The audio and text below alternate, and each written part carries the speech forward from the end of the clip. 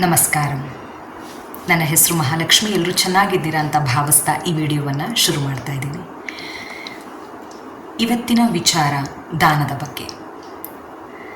ದಾನ ಅಂತ ಅನ್ನೋದಾದರೆ ಅನ್ನದಾನ ಅಂತ ಹೇಳಬಹುದು, ವಿದ್ಯಾದಾನ ಅಂತ ಹೇಳುವಂಥದ್ದಾಗಿರಬಹುದು, ಅಥವಾ ಧನದಾನ ಅಂತ ಹೇಳ್ತಾರೆ. ಸೊ ಹಾಗಾದರೆ ದಾನವನ್ನು ಮಾಡ್ದಲೇ ಇದ್ದರೆ ಏನಾಗುತ್ತೆ? ದಾನವನ್ನು ಏನಕ್ಕೋಸ್ಕರ ಮಾಡಬೇಕು? ದಾನವನ್ನು ಮಾಡುವಾಗ ನಮ್ಮ ಮನಸ್ಥಿತಿ ಯಾವ ಥರ ಇರಬೇಕು? ಇದೆಲ್ಲವನ್ನು ಈ ವಿಡಿಯೋದಲ್ಲಿ ನಾನು ನಿಮಗೆ ತಿಳಿಸ್ತಾ ಬರ್ತೀನಿ. ಇವತ್ತು ಯಾವ ಥರ ಆಗಿದೆ ಅಂತ ಅನ್ನೋದಾದರೆ, ನಾವು ಅಂದ್ಕೊತೀವಿ ಯಾವುದೋ ನಾವು ತುಂಬಾ ದೇವ್ರ ಕಾರ್ಯ ಮಾಡ್ತೀವಪ್ಪ, ನಾನು ಯಾರ ಬಗ್ಗೆನೂ ಕೆಟ್ಟದ್ದು ಯೋಚನೆ ಮಾಡೋದೇ ಇಲ್ಲ, ನಾನು ದುಡ್ಡನ್ನು ಕೂಡಾಕ್ತಾ ಇದ್ದೀನಿ. ಏನಕ್ಕೋಸ್ಕರ ಕೂಡಿಡ್ತಾ ಇದ್ದೀನಿ? ನನ್ನ ಮುಂದಿನ ಭವಿಷ್ಯಕ್ಕೋಸ್ಕರ ನನ್ನ ಹತ್ರ ಇರೋ ದುಡ್ಡನ್ನೆಲ್ಲ ನಾನು ಕೂಡಿಡ್ತಾ ಬರ್ತಾ ಇದ್ದೀನಿ. ಇನ್ನೂ ಹೇಳಬೇಕು ಅಂತ ಹೇಳೋದಾದರೆ, ಬೇರೆಯೊಬ್ಬರನ್ನು ನೋಡಿದಾಗ ನಾವು ಅಂದ್ಕೊತೀವಿ ಅವ್ರ ಹತ್ರ ದುಡ್ಡು ಬರ್ತಾನೇ ಇರುತ್ತೆ ಯಾವಾಗಲೂ, ಅವ್ರ ಜೀವನದಲ್ಲಿ ಪ್ರಾಬ್ಲಮ್ ಅನ್ನೋದೇ ಇರೋದಿಲ್ಲ. ಈ ಥರ ಎಲ್ಲ ಯೋಚನೆ ಮಾಡ್ತಾನೇ ಇರ್ತೀವಿ ನಾವು.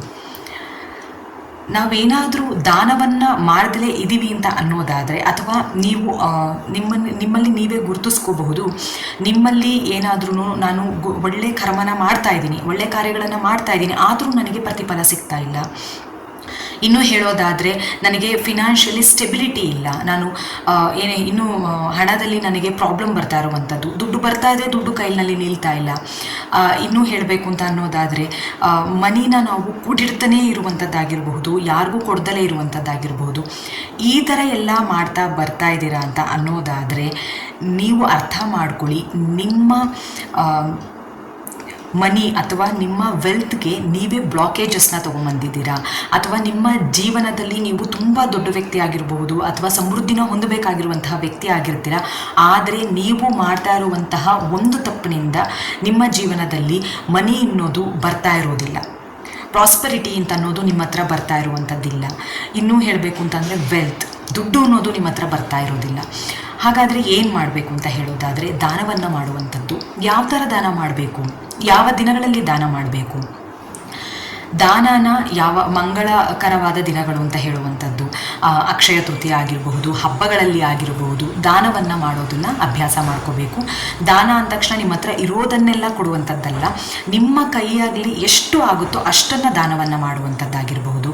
ಅದು ದುಡ್ಡಾಗಿರಬಹುದು, ಅಥವಾ ವಿದ್ಯೆಯನ್ನಾಗಿರಬಹುದು, ಅಥವಾ ಅನ್ನದಾನವನ್ನಾಗಿರಬಹುದು. ಸೊ ಈ ಥರ ದಾನಗಳಲ್ಲಿ ಇರೋದರಿಂದ ನೀವು ಯಾವ ದಾನವನ್ನು ಮಾಡಬೇಕು, ನನ್ನ ಕೈಲಿ ಆಗುತ್ತೆ ಅಂತ ಅನಿಸುತ್ತೆ ಆ ದಾನವನ್ನು ಮಾಡುವಂಥದ್ದು. ದಾನನ ಯಾವ ಥರ ಮಾಡಬೇಕು, ಯಾವ ಮನಸ್ಥಿತಿ ಇರಬೇಕು ಅಂತ ಅನ್ನೋದಾದರೆ, ನೀವೇನಾದರೂ ದಾನ ಮಾಡ್ತಾ ಇದ್ದೀರಾ ಅಂತ ಅನ್ನೋದಾದರೆ ಅದನ್ನು ಒಳ್ಳೆಯ ಮನಸ್ಥಿತಿಯಿಂದ ನೀವು ದಾನವನ್ನು ಕೊಡಬೇಕು. ಈಗೆಲ್ಲೋ ಹೋಗಿರ್ತೀರಾ ಅಂತ ಅನ್ನೋದಾದರೆ, ಎಕ್ಸಾಂಪಲ್ ಹೇಳೋದಾದರೆ, ಯಾರೋ ಭಿಕ್ಷುಕರು ಇರ್ತಾರೆ, ನೀವು ಅವ್ರಿಗೆ ದಾನ ಮಾಡಬೇಕು ಅಂತ ಅಂದ್ಕೊಂಡಿರ್ತೀರ. ನಿಮ್ಮ ಕೇಪಬಿಲಿಟಿ ಇರುತ್ತೆ ನಿಮಗೆ 10 ರೂಪಾಯಿ ಕೊಡುವಂಥದ್ದು, ಆದರೆ ನಾವು ಅಂದ್ಕೊತೀವಿ 10 ರೂಪಾಯಿ ಏನಕ್ಕೆ, 1 ರೂಪಾಯಿ ಕೊಟ್ಟರೆ ಸಾಕಲ್ವಾ ಅಂತ ಅಂದ್ಬಿಟ್ಟು 1 ರೂಪಾಯಿ ಕೊಡುವಂಥದ್ದು. ಈ ಥರ ಬೇಡ ಅಂತ ಹೇಳುವಂಥದ್ದು. ನೀವು 10 ರೂಪಾಯಿ ಕೊಡ್ತಾ ಇದ್ದೀರಾ ಅಂತಂದರೆ ಮನಸ್ಪೂರ್ವಕವಾಗಿ ಕೊಡಬೇಕು. ತಗೊಳ್ಳಿ, ಇದು ನಿಮಗೆ ಒಳ್ಳೆಯದಾಗಲಿ, ನೀವು ಅವ್ರಿಗೆ ಹೇಳಬೇಕು ಅಂತಲ್ಲ, ನಿಮ್ಮ ಮನಸ್ಸಿನಲ್ಲಿ ನೀವು ಅಂದ್ಕೋಬೇಕು, ಆಯಿತು ನಿಮಗೆ ಬ್ಲೆಸ್ಸಿಂಗ್ಸ್ ಇದೆ, ನಿಮಗೆ ಒಳ್ಳೆಯದಾಗಲಿ ಅಂತ ಅಂದ್ಬಿಟ್ಟು ನೀವು ಕೊಡೋದಕ್ಕೆ ಶುರು ಮಾಡಿ. ಅಥವಾ ನೀವು ಯಾರಿಗೋ ಒಂದು ವಿದ್ಯಾದಾನವನ್ನು ಮಾಡ್ತಾ ಇರುವಂಥದ್ದು, ಅಥವಾ ಅನ್ನದಾನವನ್ನು ಮಾಡ್ತಾ ಇರುವಂಥದ್ದು. ನಿಮಗೆ ಗೊತ್ತಿರ್ಬೋದು, ಹಿರಿಕರು ಹೇಳ್ತಾರೆ, ಬಲಗೈಲಿ ಮಾಡಿರುವಂತಹ ದಾನ ಎಡಗೈಗೆ ಗೊತ್ತಾಗಬಾರ್ದು ಅಂತ. ಹೌದು, ಅದೇ ಥರ ದಾನವನ್ನು ಮಾಡಬೇಕಾಗುತ್ತೆ.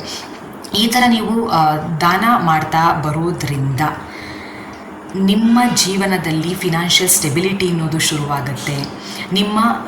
ನೀವೇನೇನು ಒಳ್ಳೆ ಕರ್ಮಗಳನ್ನು ಮಾಡಿರ್ತೀರ ನಿಮ್ಮ ಬದುಕಿನಲ್ಲಿ ಅಂತ ಹೇಳ್ತೀವಿ, ಅದಕ್ಕೆ ಬ್ಲಾಕೇಜಸ್ ಏನಿರುತ್ತೆ, ಅಥವಾ ನೀವು ಹಿಂದಿನ ಜನ್ಮದಲ್ಲಿ ಮಾಡಿರುವಂತಹ ಒಳ್ಳೆ ಕಾರ್ಯಗಳಿಗೆ ಬ್ಲಾಕೇಜಸ್ ಆಗಿರುತ್ತೆ. ನೀವು ದಾನ ಮಾಡೋದರಿಂದ ಆ ಬ್ಲಾಕೇಜಸ್ ಎಲ್ಲ ಹೋಗಿ ನಿಮ್ಮ ಜೀವನದಲ್ಲಿ ಒಳ್ಳೆಯ ರೀತಿಯಾದಂತಹ ಪರಿವರ್ತನೆ ಅನ್ನೋದು ಶುರುವಾಗುತ್ತೆ. ಅದಕ್ಕೋಸ್ಕರನೇ ಹೇಳುವಂಥದ್ದು, ದಾನವನ್ನು ಮಾಡಬೇಕು. ನಿಮ್ಮ ಕೈಯಲ್ಲಿ ಎಷ್ಟಾಗುತ್ತೋ ಅಷ್ಟು ದಾನವನ್ನು ಮಾಡಿದ್ರೆ ಸಾಕು. ನೀವು ದಾನ ಮಾಡೋದ್ರಿಂದ ನಿಮಗೆ ಆಲ್ರೆಡಿ ಹೇಳಿದ್ದೀನಿ ಏನೇನೆಲ್ಲ ಚೇಂಜಸ್ ನಿಮ್ಮ ಜೀವನದಲ್ಲಿ ಆಗುತ್ತೆ ಅಂತ. ಈ ಮಾಹಿತಿ ನಿಮಗೆ ಉಪಯುಕ್ತವಾಗಿದೆ ಅಂತ ನಂಬಿ ಈ ವಿಡಿಯೋವನ್ನು ಇಲ್ಲಿಗೆ ಮುಕ್ತಾಯಗೊಳಿಸ್ತಾ ಇದ್ದೀನಿ. ಸರ್ವೇ ಸಜ್ಜನ ಸುಖಿನೋ ಭವಂತು. ನಮಸ್ಕಾರ.